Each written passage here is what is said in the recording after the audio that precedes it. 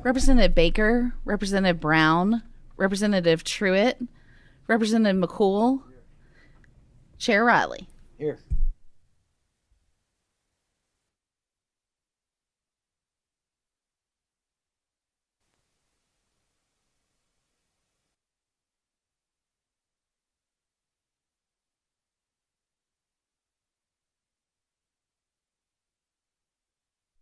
Thank you, Chair Riley.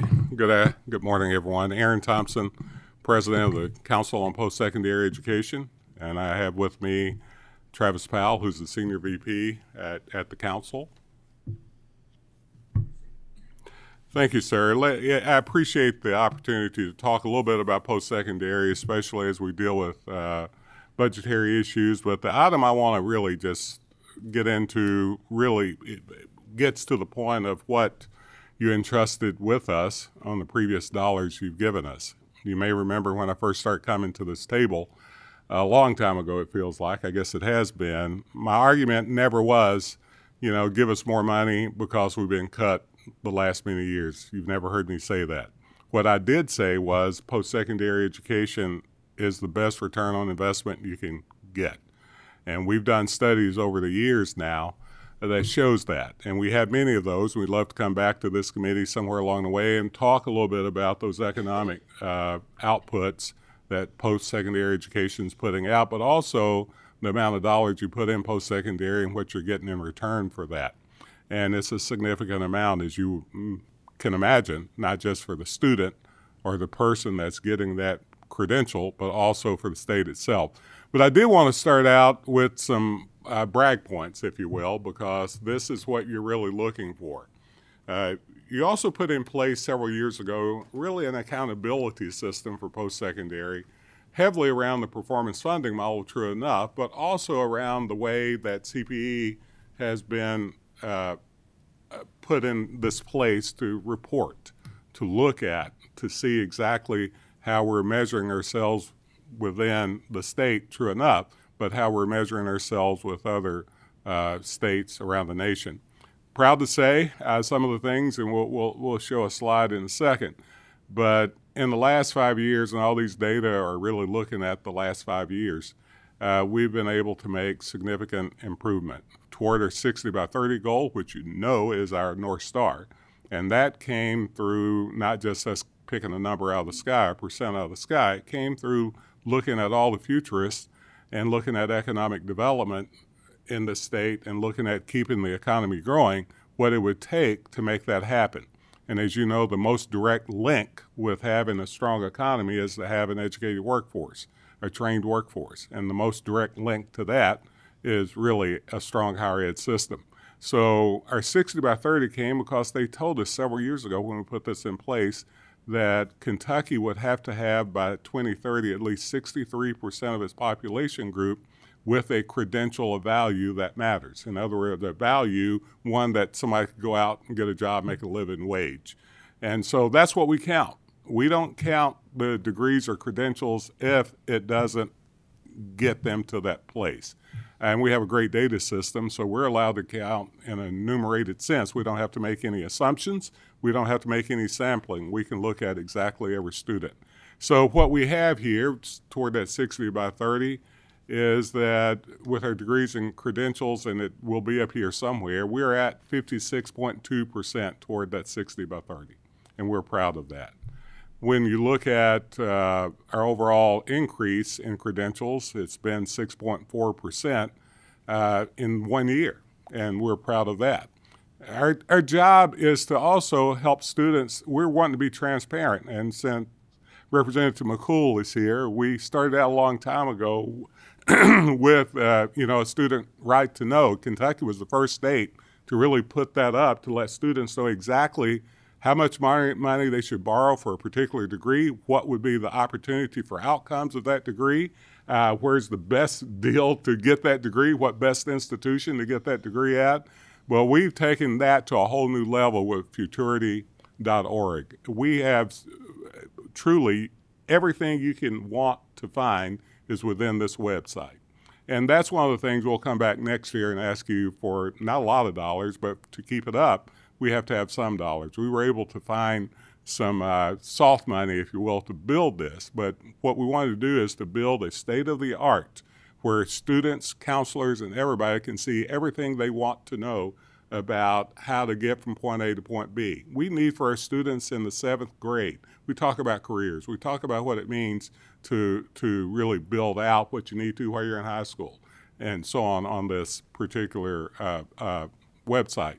But more than anything else, this allows everybody at the drop of a finger to know exactly where to go. It becomes the big counselor, if you will, towards student success. We're also looking at how we streamline the pipeline to the workforce.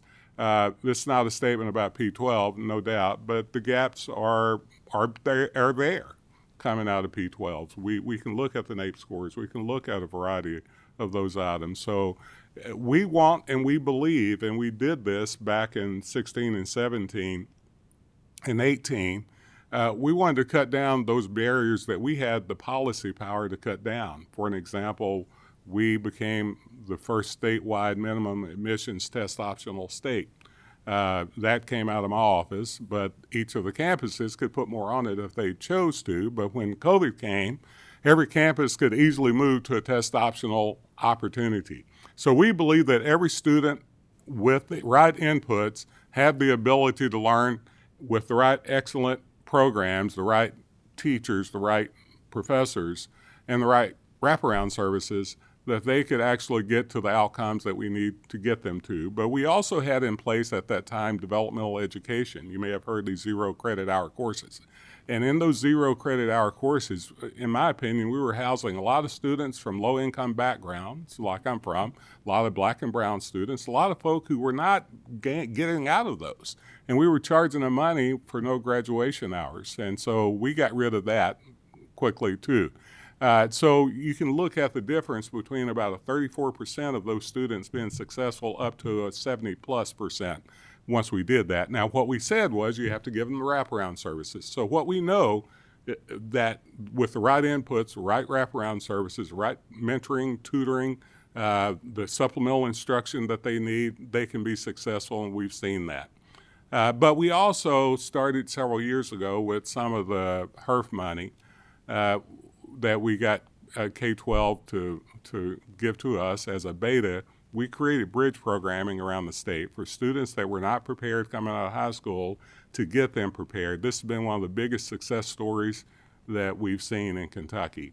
And we did this coming out of COVID, thinking that we had to make up. Well, we've seen that we did well. But this is another area where we have ran out of money, obviously, because that money's dried up.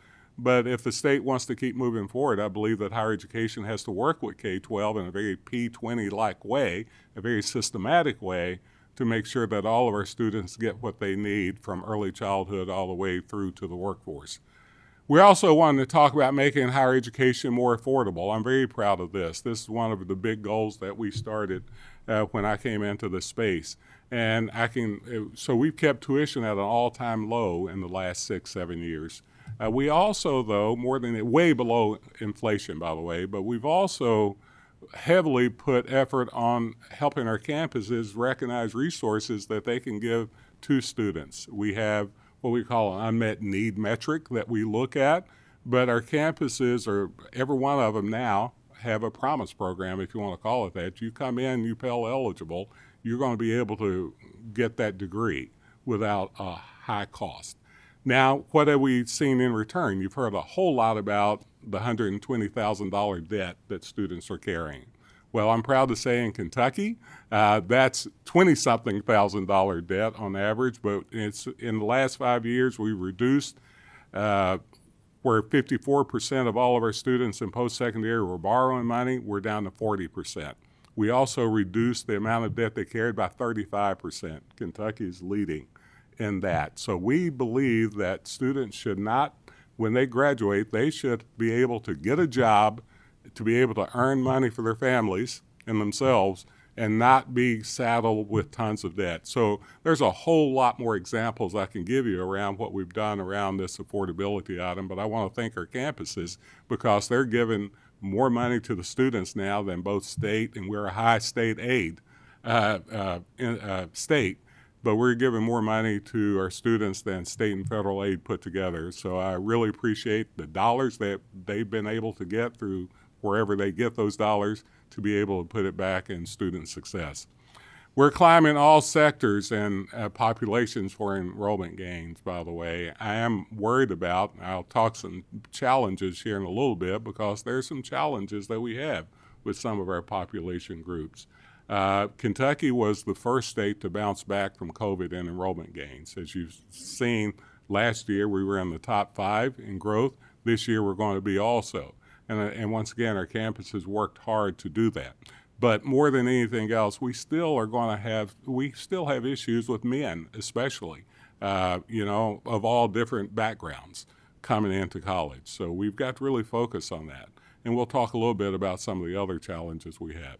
We are closing gaps with underrepresented populations faster than other states. So not just gaps along the lines of attainment, we're doing that too, but graduation gaps. And by the way, it's not a zero-sum game. We don't look at it as the best way to close the gap is take those at the top and those at the bottom and squeeze them. We believe in raising the top even higher and making everybody get up to that space. So we're proud that we are doing that because we've increased in every category to show that all population groups, but we are closing gaps with those that are farthest behind. Our low-income population still, by the way, is a challenge to us. We're struggling. That's why you've seen in our performance funding model, we put forth a metric to raise the percent that goes to our campuses for each student that's low income from 3% to 8%. We've got to double down on that population group to get where we're going. But I wanted to put this slide up just to give you an example. Who would have ever thought that Kentucky would be number 2 in the nation in completion gains, right? For those who've been in post-secondary, you know that's huge. And we have many states going down, and I tell people, I jokingly say those 150 people in Utah came in with a master's degree. But, the idea that Kentucky we're a high poverty state, and we're number 2 in the nation in completion gains. I can give you some other slides that will show the gains we made, but I just want to give that. This is a brand new slide, just came out in the last month or two. So you wanted us to talk a little bit about operating funds for our campuses and for CPE. I won't read all of these things to you, but y'all, as soon as you could, COVID took us back a little bit. If it hadn't been COVID, you would have supported us then. And we had gone a long time without support, but in the last several budget cycles, you've treated us very well, and I want to thank you for that. The item that has mattered a lot, how performance funding works. We get performance funding dollars. If they get it to their campuses, they can only use it one time. It goes back in the pot. Well, this had created really some issues, unless I was going to let tuition go really high, for campuses to have a base budget to pay faculty and staff. And that has put us behind a little bit nationally. So we will be coming back again and asking you for what you did last time. You gave us some base increases, and that went out the door fast because inflation alone created a need to look at that. But when you're thinking about just trying to keep up with competing with other states on faculty and staff, that's been very much a problematic item. So you all gave us about 3.6% that went to base in addition to the performance funding you put forth. You also gave us some money because of the increase in the fire and tornado insurance. That was helped because if not, that would have been a significant cut. So once again, these things matter tremendously that keeps us moving. You provide I'm sorry. Yeah. Yeah. Travis trying to get me to hurry up. No. But you also helped KSU to do their matching funds, which lines up with what the feds require us to do as that land grant 1890 school. But HB 6 included an appropriation of a significant amount that added to that performance funding pool. And that matters. You've had a lot of conversations about performance funding, and I'm sure some of you will have some questions today on that. But, in fact, that has been one of the better benefits that I've seen in the state. Would we like to see more of our campuses getting some of that money? No doubt about it. Let me be clear. because we have some campuses that haven't received any of it. In the additions that we put out every 3 years when we met, those campuses have received some benefits, don't get me wrong. It was in the beginning, when we enacted performance funding, there was no money to put in place. We did it. We were the only state to ever enact a performance funding model without new money. And that really distributed dollars from our very small campuses, if you will, that they didn't have it, they put in a pot and they've never received that money back. But other editions of the performance funding working group actually stopped that from happening. And then once we start putting money in, it mattered. And we see the more money that's been put in performance funding model, the better likelihood that all of our campuses can get more dollars. Capital investment was huge. We will come back again next year. This asset preservation was one of the best things you all started, I will tell you. Our campuses for too many decades really had been dilapidated. I don't know what else to say. Some of our campuses more than others, like KSU. I was the president there. We were yesterday on a renovated hall. That hall's old, so we didn't make it a pretty thing, but we actually shored it up and it looks great. And that came out of this asset preservation that was crucial. So for the last 2 biennia, you all have treated us well there. We're going to come back again and say, we still have probably close to $7 billion worth of need. We'll come back and ask for more of that. But you also included many dollars for new buildings. Still, asset preservation will be our #1 ask from CPE for our campuses until all of our campuses get totally back in shape, and that's underground and above ground. We will keep making that our #1 choice. So here is what, I won't go in great detail about this, but you wanted to slide on performance funding. Happy to, Travis, if you want to jump in and talk about this, you can. This just sort of hits the high points. Dr. Thompson's already talked about, performance funding and the investment here, but this sort of just gives a overview of how those funds are distributed. As he mentioned, this performance funding considers, all allocable resources, all available appropriations minus debt service and dollars for mandated programs. All general fund appropriations go into the model to determine how that performance fund gets distributed. And as you can see there, it really takes into account all aspects of the institution. We tend to focus on this student success portion at 40%. As Dr. Thompson mentioned, we increased that used to be 35% and then 35 to a course completion. We took 5% from course completion and moved it to student success and added that to that low income student. And you can see the alignment between in policy, and institutions have moved their institutional aid policies in order to provide more need-based aid from an institutional perspective. And performance funding, then the law that you passed for performance funding is really driving change on our campus to make sure that our low-income students are being served and that cost of attendance is going down for them.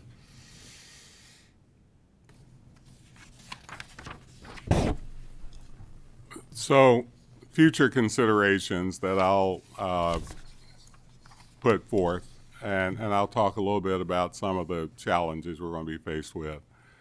We're going to be asking for an increased funding for our campuses to their base appropriation. We'll be asking for more performance funding money too, but we really feel that it's time that we really try to shore up our human capital on our campuses. So we'll come with that. We'll also come once again with deferred maintenance dollars, asset preservation is what we call it. We'll be asking for some dollars in some manner. We have a lot of mandated tuition waivers, and you probably have seen those numbers. It's been tremendous. We're probably asking for a way to get some relief there. It's costing our campuses a tremendous amount of money, which basically ends up being something that they have to try to budget in. Just to mention, because I just happened to have the number in my head, it's about $38 million of mandated tuition waivers that are provided to students. Right, and even we understand that we may not get all of that, but we're asking for a way to think about it at the very minimum, whether it's the last dollar in versus, because many of these students are eligible for other funds, like Pell and some others. So Some help will be asked for, and some money probably will be asked for in that area. Now, I will tell you at CPE, we're going to be coming to you on some of the crucial, and I'm very proud to say that we've been able to get a lot of third-party dollars, what I call soft dollars. But so much of our staff and what we do is really based on those third-party dollars. And we're doing state work. It's not like we're doing all these extra things, and we're proud of that. But there's some things we think will be really beneficial for some general fund dollars to go to, like futurity. And once again, probably not a lot of money, probably a couple $100,000, right? The Student Success Collaborative, we've had great success. James Graham Brown has invested several $1 million into putting this out. But this is a collaborative that involves everybody, public, private campuses, because you have to remember our privates also add to our educational attainment in the state. So we've been able to build several programs and collaborations to help all of our campuses have the best knowledge, best practice, best process to get us where we need to go. Bridge programming, once again, if we want to have a big P20 alignment, I would argue that we keep this up. It's just a return on investment that's huge, and not for tons of money, if you think about it. You've also invested in the healthcare workforce, and I'm proud to say, two biennia ago, I asked you all to give us some money where we can show you how we can make this work. And you gave us $10 million. We got 47 partners, and I believe shared responsibility is the way we need to think about this. We got 47 partners who gave us $50 million from healthcare, and we have started to move that dial tremendously. Our pipeline's increasing, and it's not just nursing, it's all those pieces we need. We have a long way to go, but then you came HB 200 where you actually put something in place to continue that. Now we have the aviation, aerospace, and defense piece that you've asked us to do, and we're going to do that. So this is all about shared responsibility, shared partnerships. It's about when we shaped CPE, or when I came in, we totally turned it upside down, went to basically a zero budget, and say we're going to redesign what we do. We're going to have a big, strong P20 effort, because we just can't point fingers at K-12 and say, what's your problem? You're not giving us enough. We decided that we were going to have a shared responsibility. So I put base dollars toward doing that. The second thing, created a workforce initiatives and business partnerships unit. And you probably have seen Dr. Sizemore and others. Boy, is that thing catching on fire. I mean, we're having relationships unlike anything you've ever seen. The graduate profile we built, because we feel like we have to have a quality metric. So working with employers, we identified 10 essential skills we call employability skills that they felt that weren't involved in higher education. This is the only state in the nation that has every community college and every public four-year institutions, and privates are getting in on it too, that we're incorporating those into the threads of the campus, not just some little test you take afterwards. This is going to the pedagogy, the way we are putting these in place. It's going to the curriculum, how we're designing it. We're moving it to general education, making sure that everybody has it.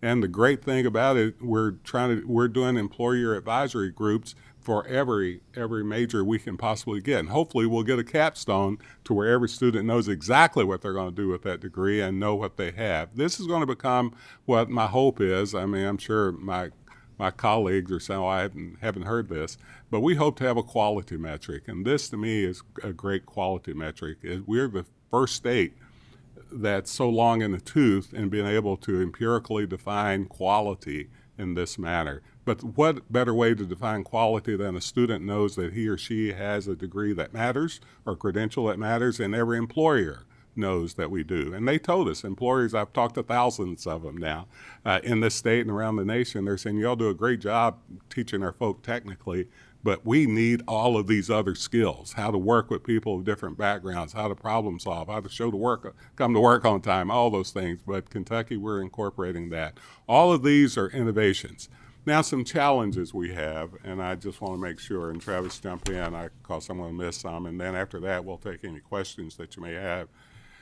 I mean, we still, we've worked really hard on this value proposition that higher education is important. We've put out tons of data, and you all know the data, that if you don't have anything beyond high school, you have a greater chance of being on unemployment, you have a greater chance of being on SNAP, greater chance of being on Medicaid, you're going to go to prisons more often. I keep on going forever, so it costs our state.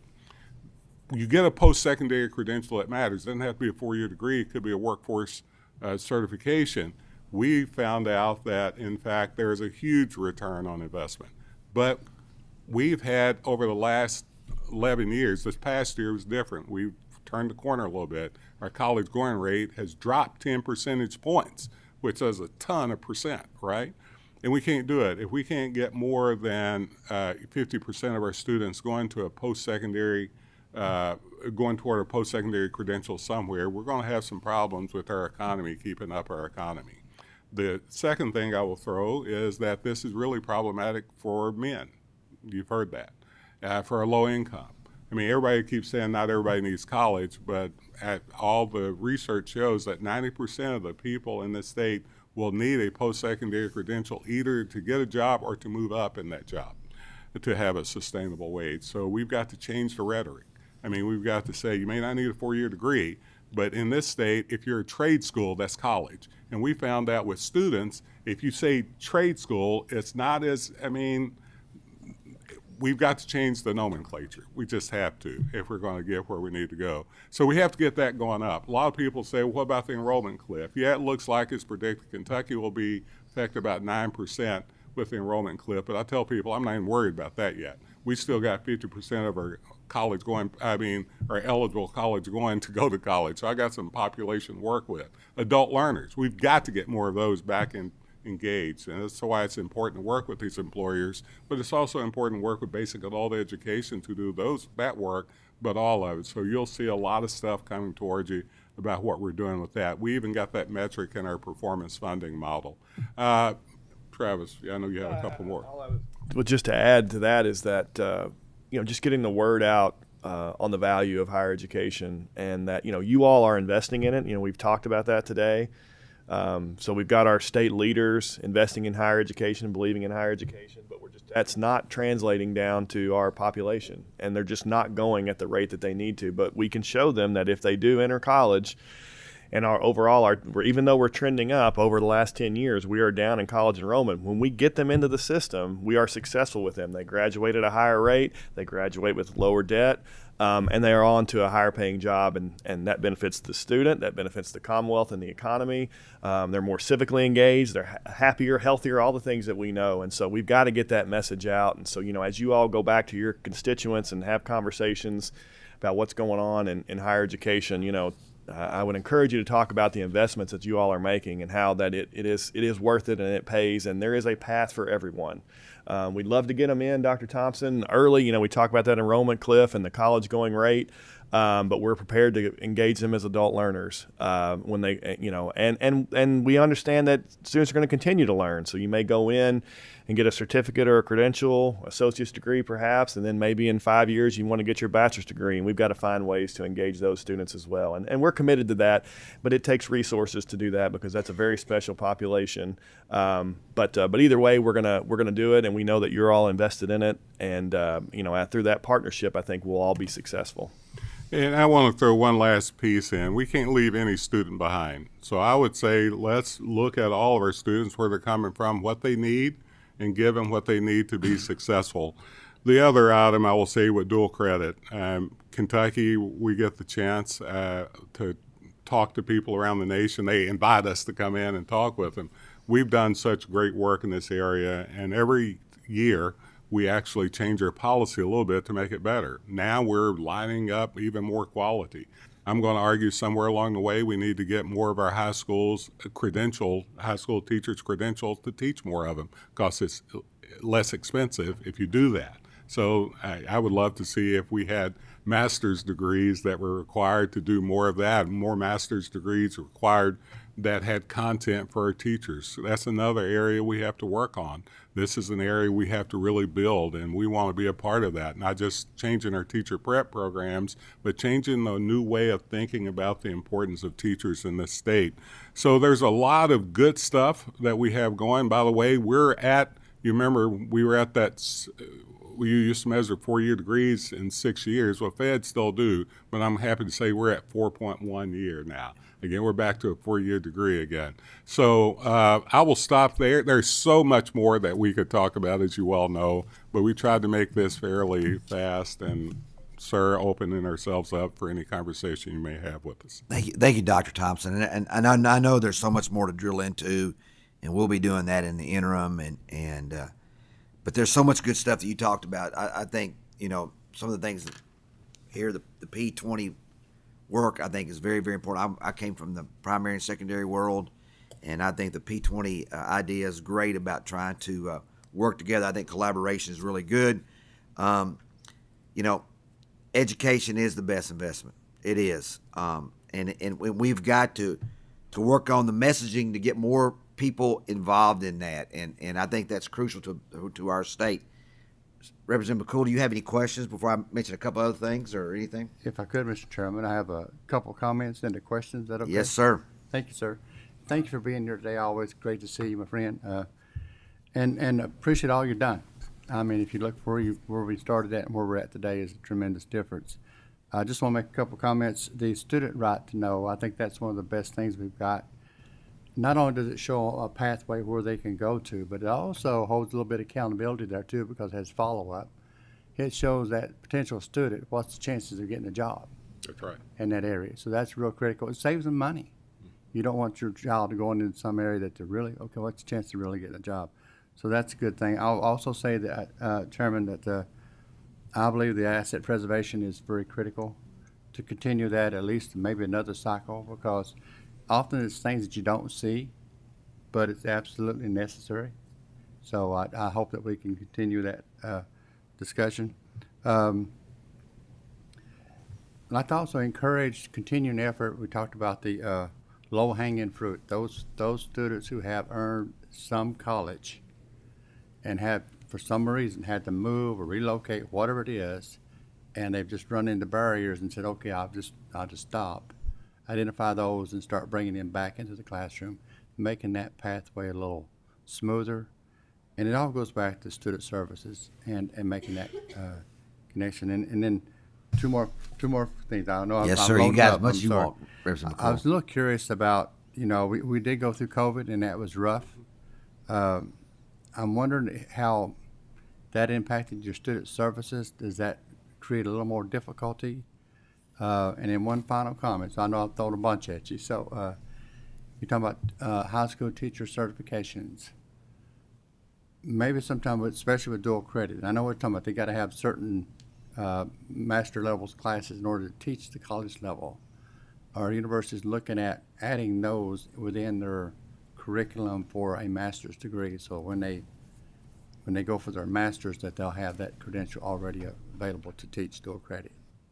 Yes, and I'm going to try to take one of these at a time. I'm going to take the latter one first since I remember that the most, right?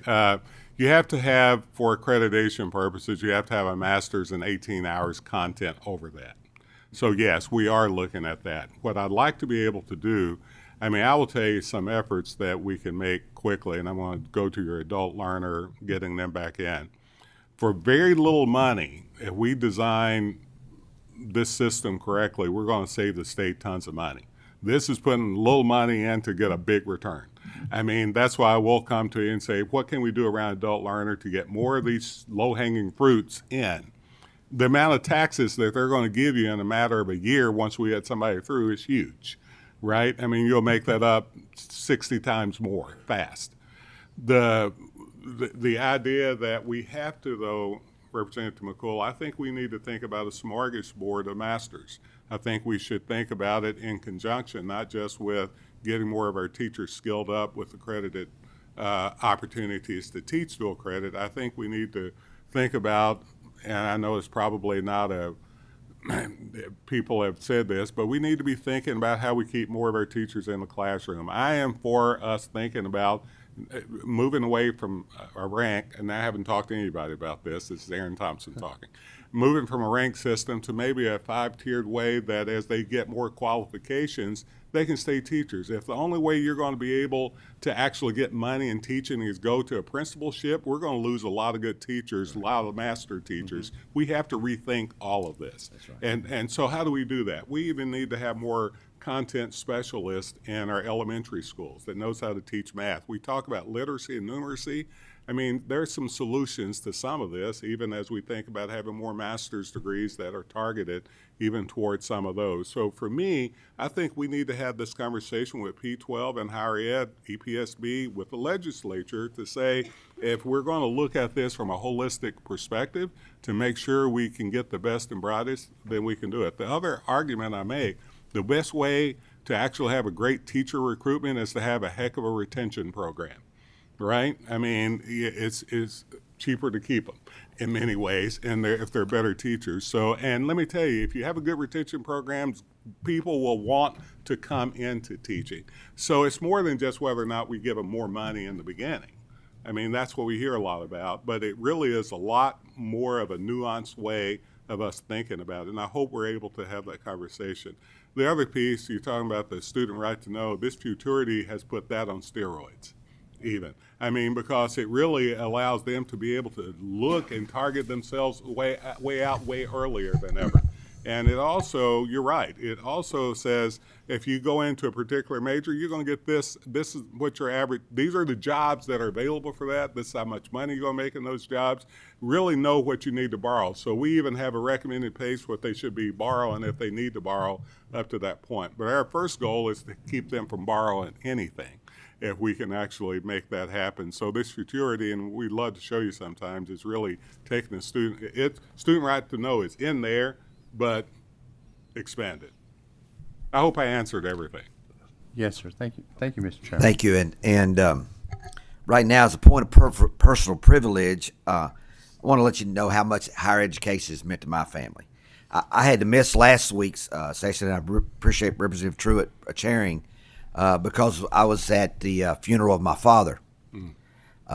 And my father, fortunately, we had him. He was 91 when he passed. But my father broke the chain, and I told this story at the funeral. I had a lot of good aunts and uncles from in Alabama and Kentucky both, and my dad was the only one who graduated from college. My dad grew up in rural Alabama, dirt poor during the Depression, and school was a struggle for him. It wasn't easy, but he was determined that he was going to graduate from college, and he did so. And there's a lot of hard work. I could even remember in his master's, me at 10 years of age, proofreading his papers. And but I admired so much how determined he was to get that. And when I say that he broke the chain, again, all of my aunts and uncles and my mom and everybody, none of them graduated from college, and many of them were very capable of doing it. They just didn't have the opportunity. It was the time that they couldn't afford it. They didn't have many opportunities.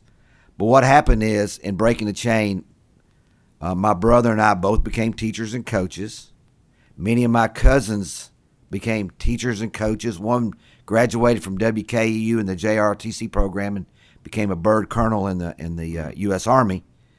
And then the next level, our children, among that group, we have dentists, engineers, judges, and many other positions like that. And that's what happens when, as Dr. Thompson stated, the return on investment you get from people graduating from college. And sometimes it just takes one or two people in a family, and they can affect many future generations. So he got to the point where in our family, it wasn't if you're going to college, it was where are you going to college and what are you going to major in.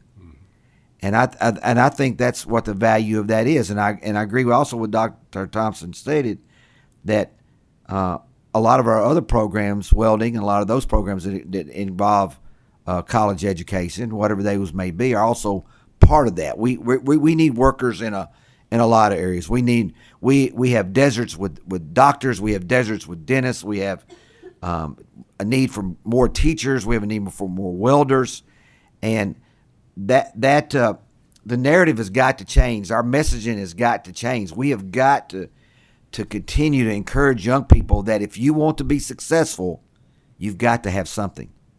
It just doesn't happen for you. And I think that messaging, making college more affordable, can continue to change our Commonwealth for the better. But that is the key. We've really got to continue working on that. And that's a legacy that we in this room can leave future generations, is that we've worked for the betterment of young people and to encourage them to be successful. And Dr. Thompson, I appreciate what you and Travis and all the other people in the Council for Post-Secondary Education do. I know we're going to have a lot more meetings this summer with a lot of the universities and other groups to look at ways that we can improve higher education. But I really appreciate what you guys do, and I appreciate what people, and there's a lot of people in this Commonwealth and others like my dad that have done that have broken the chain, and we've got to continue to encourage people to do that in their families and with their friends. So I apologize that I bored you with that story for 10 minutes, Wow. but I wanted to give you an idea of what that can mean to people. Well, you didn't. If you don't mind me taking a point of privilege too, just to say those are the stories we have to start telling. Those, because emotional intelligence is much stronger than this. It's hard to explain just the data on return on investment, but your story is not hard to explain.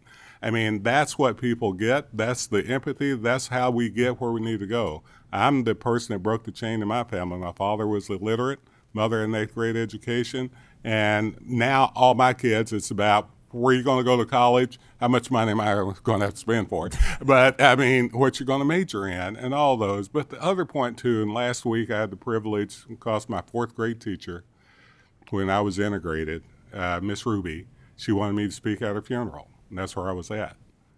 Because of the importance. She wanted me to be an efficient, to talk about the power. She had 5 generations of teachers in her family. She was 94.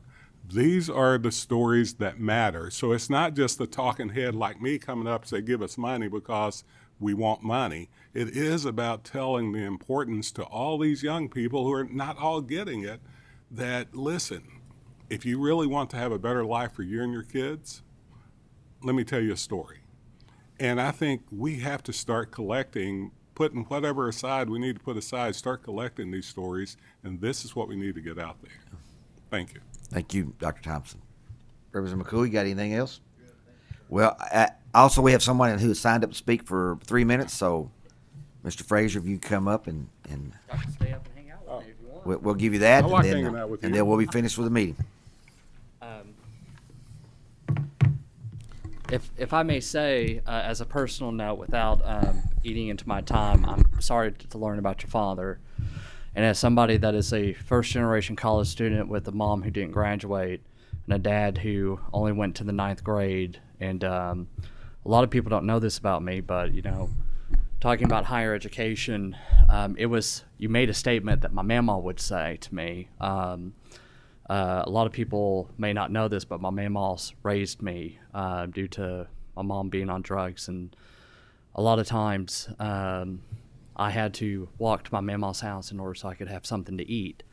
And going to higher education was never a question. It was, where are you going to go? Because when you have to live in a single-wide trailer in Pound County and use your oven as heat and wondering how you're going to get the next meal, education is the only hope that you have. So using that statement, I have to say it reminded me a lot of my mama. So I'm sorry about your dad, and thanks for saying that.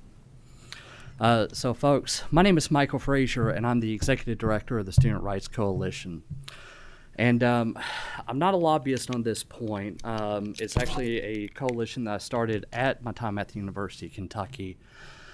And you all have brought up points that I think that are essential to this conversation, especially when we talk about the budgetary needs of the post-secondary institutions of post-secondary education.